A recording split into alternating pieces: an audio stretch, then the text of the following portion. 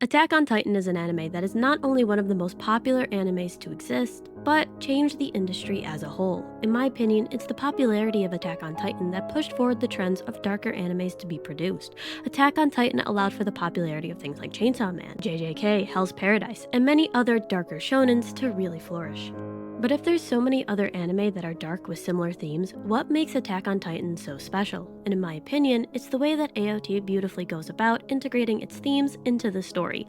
And in reality, there's nothing better to represent AOT as a whole than Eren. And so, let's delve into the themes that make Attack on Titan and Eren so great.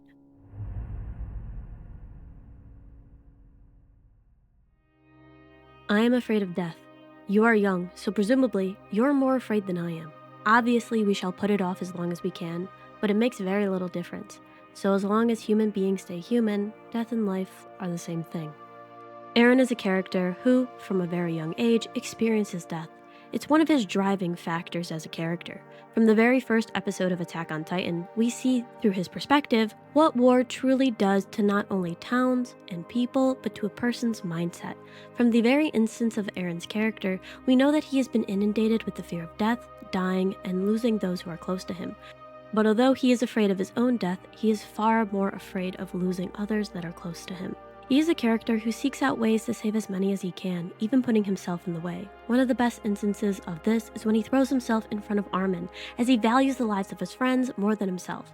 When Eren's Titan form is revealed, we see that he now has a safety net. He has a way to avoid death. With his newfound life, he makes it his goal to protect his land from this onslaught. His childhood trauma forces him to not only confront the Titans that are threatening his home, but to eradicate anything that could cause this death to occur. What's very interesting to note is that as Eren becomes more desensitized to death, he begins to weigh human life in a far more cavalier way. The world of Attack on Titan is to eat or be eaten. Once finding out the Titans were Eldians, same as him, this did not stop his goal. Once finding out the Marleyans were the cause of their suffering, this also did not cause him to waver. Eren truly embodies what it means to fear death. This, of course, eventually ends up in the rumbling, in which Eren takes it upon himself to weigh the lives of his people versus the world, and he chooses to destroy any human life that opposes their right to life. As someone whose time is almost at a close due to the Titan's curse, he is determined to live on through others and through his people. Is Eren afraid of death? Of course he is. But with the purpose of death becomes purpose of life. So long as we stay human beings, life and death are the same thing.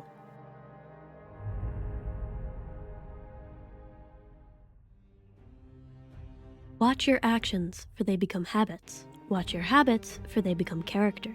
Watch your character, for it becomes your destiny. Destiny, the particular state of a person or thing in the future, considering as a result from earlier events. Eren seems to have, from a young age, been destined to always cause the rumbling. Every event planned, from the moment he was born. And at the very beginning of the series, we see Eren have a dream and wake up from this with no recollection of what he was dreaming about. But in reality, we know this has far deeper connections to the story as a whole. The Attack Titan gives one the ability to go into the past and change future events by proxy. This, of course, allows Eren to plan every step of the way how his life is going to turn out. From Eren Kruger allowing Grisha to become the Attack Titan, from Grisha taking the Founding, to eventually Eren taking the Attack and Founding Titan for himself. We know that this cycle was one that was always meant to be.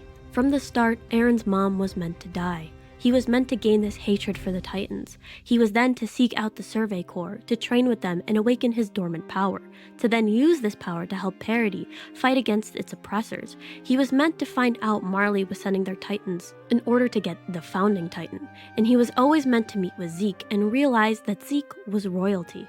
He was always meant to start the war with Marley, always meant to take the Hammer Titan, and in turn meant to fool his half-brother to lend him the power of the Founding Titan. Everything was meant to happen as such. Eren was always meant to become this machine to cause the worst event in human history upon the world.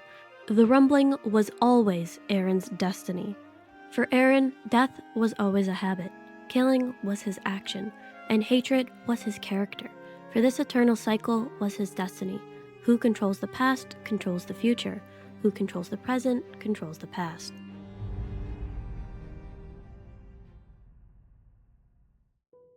I am no bird, and no net ensnares me. I am a free human being with an independent will. Freedom, an absolutely crucial aspect to Eren's character. But what does freedom truly mean? Not only does it justify every action he takes, but it directs his very life in a way that can only be described as suffering. To achieve true freedom, Eren believes that no one but the Eldians can survive, for the consequences of their ancestors have caused irreparable damage to future generations, and so they are slaves to their past. This, of course, parallels Eren's life completely.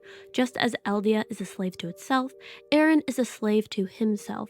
His entire purpose has been to gain freedom from the world, as the world is cruel and unjust. Eren knows that the only way for true freedom to be enacted would be to go against every moral fiber in his body, everything he knows is right, because in reality, Eren's enemy is the world itself. The world is an enemy that has no love for him nor his people, and therefore he needs to create a new world without consequences. And the only way to ensure this is to make sure that nobody survives from the rumbling. And the only way to ensure this freedom from consequence is to make sure no one who opposes him is left. The rumbling is not only freedom from tyranny, freedom from the past, but freedom from the world. It is the ultimate sacrifice that Eren takes to ensure that he and his people will never suffer at the hands of past consequences again. But in the same breath, Eren is chained to this thought of freedom. Although he truly believes this is freeing him and his people, it is quite literally chaining him to a vicious cycle that has plagued the world. This mindset that states that he must be free from the consequences of his ancestors forces him to do one of the most depraved actions in human history. He did not want this path. He did not choose to be this harbinger of death, and yet he continues to go along with it. Is Eren truly free even though every fiber in his being despises this action? Is it why he allows others to try to stop him because they are acting on true freedom? And in a way, Eren is allowing them to be truly free by chaining himself. Eren is ensnared by the net of freedom, and because of this, he has no will that is truly his own. His humanity is forfeit in exchange for his chains.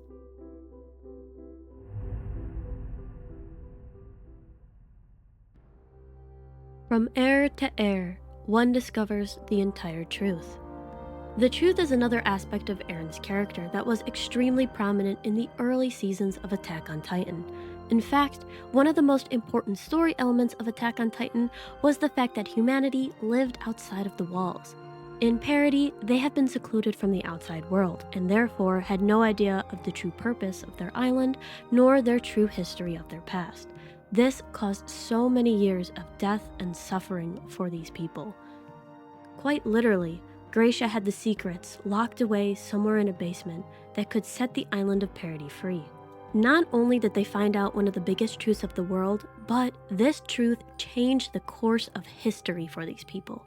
The Titans in the walls, the reason the founding Titan was an Eren, the reason the royal family could not be trusted, there was so much that opened the eyes of not only Eren, but everybody on Parody.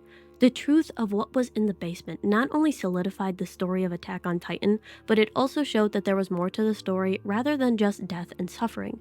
It showed that there was a greater need for humanity to find out the true mysteries of the world, rather than leading their lives in ignorance. The most important thing, though, is the fact that quite literally, the truth changed the course of the story for Attack on Titan. Understanding that there was humanity outside the walls is the reason that the Titans existed. The reason that they didn't know these is because there was a super weapon that Eldia could actually release on the world, something that could quite literally destroy the world if they ever decided to wage war. And these things not only changed the perspective of the story, but the entire scope of Eren's character as a whole. For every mistake that our main character made, for every error that was in the past. Although the truth was kept hidden, it was eventually released. And because of the faults of those who came before, the truth was discovered by those who are in the present.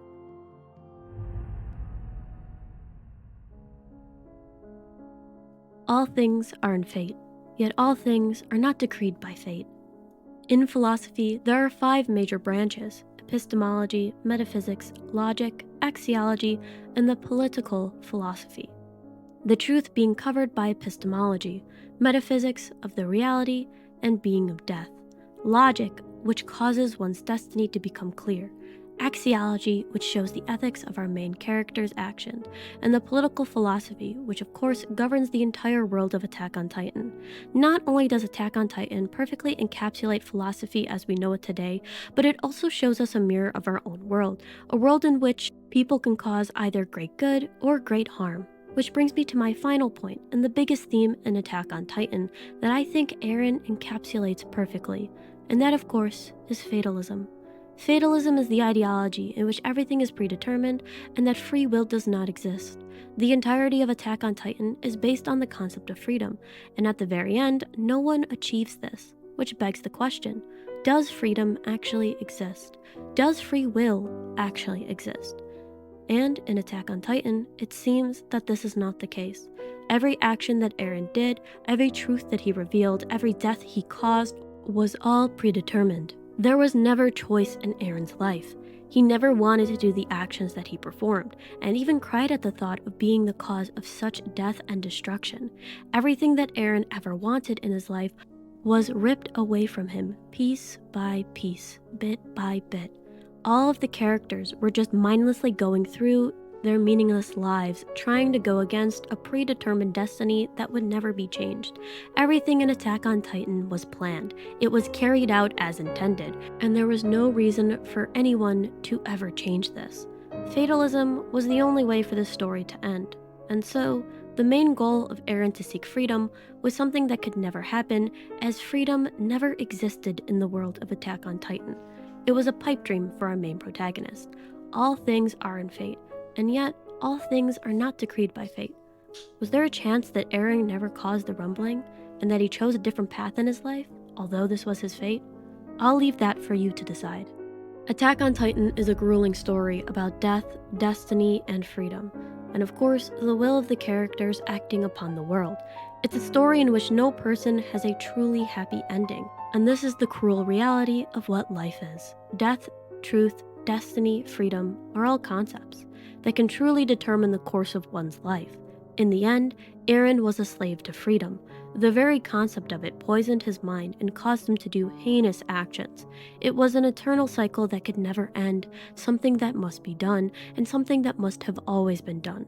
The pursuit of freedom in a pointless world deprived of this very concept, which of course is why the story ends in such a somber way. And as such, I'll leave you with this quote. Accept all things to which fate binds you, and love the people with whom fate brings you together, but do so with all of your heart.